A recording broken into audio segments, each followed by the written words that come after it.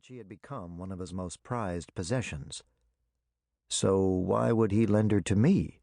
I asked, afraid to believe my luck.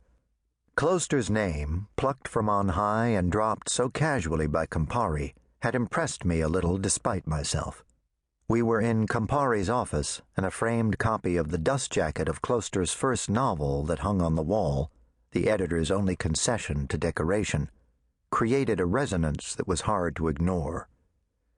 "I'm sure he wouldn't want to, but Kloster's out of the country till the end of the month. He's at one of those writers' retreats where he shuts himself away to polish his novels before publication. He hasn't taken his wife with him, so by extension," he said with a wink, "I shouldn't think his wife has let him take his secretary."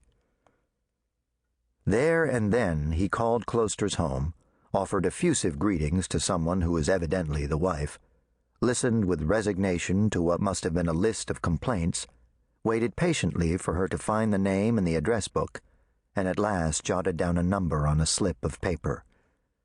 "The girl's called Luciana," he said, "but be careful. You know Kloster's the jewel in our crown. You've got to return her intact at the end of the month." The conversation, though brief, had provided a glimpse into the very private, reclusive existence of the only truly quiet writer in a country whose authors liked above all to talk. As I'd listened to Campari, I'd grown more and more surprised and couldn't help voicing my thoughts. Kloster? The terrible Kloster had a wife? He even had something as unthinkable, as positively bourgeois, as a secretary? "And a little girl he adores," added Campari. "He was almost 40 when she was born. I bumped into him a couple of times when he's been taking her to the park. Yes, he's a loving family man. Who'd have thought it?" At any rate, although sales of Kloster's books hadn't yet exploded, as they later would, he had for some time, particularly since the publication of his tetralogy, been the writer we all wanted to destroy. Since his first book, he'd been too big, too good. Between novels, he withdrew into bewildering silence, which we found unsettling, threatening. It was the silence of the cat, while the mice published their efforts. With each new groundbreaking work, we wondered not how he'd done it, but how he'd done it again. And to make matters worse, he wasn't even as old, as far removed from our generation as we'd have liked.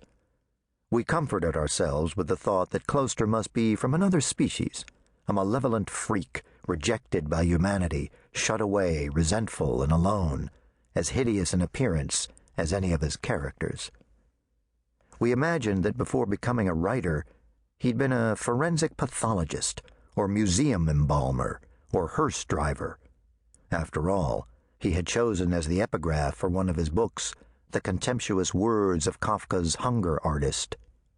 "I had to fast because I couldn't find a food I enjoyed.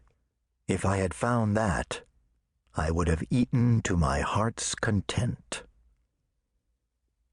On the back cover of his first book, it said politely that there was something unholy about his observations. But as soon as you started reading his work, it became clear that Kloster wasn't unholy. He was merciless.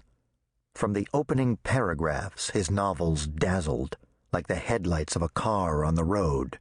And too late you realized that you'd become the terrified rabbit, frozen, heart beating, and all you could do was continue, hypnotically, to turn the pages. There was something almost physical and cruel in the way his stories pierced layers, stirring long-buried fears, as if Kloster had the sinister gift of boring into your brain while holding you down with the subtlest of pincers. Nor were they exactly, reassuringly, detective stories. How we would have liked to dismiss him as the author of mere detective stories. What there was in them was evil in its purest form. And if the word hadn't been so overused and devalued by TV soaps, it might have provided the best definition of his novels. They were evil. Proof of how he loomed over us like a colossus was the way we spoke of him in hushed tones, as if nobody outside would find out about him.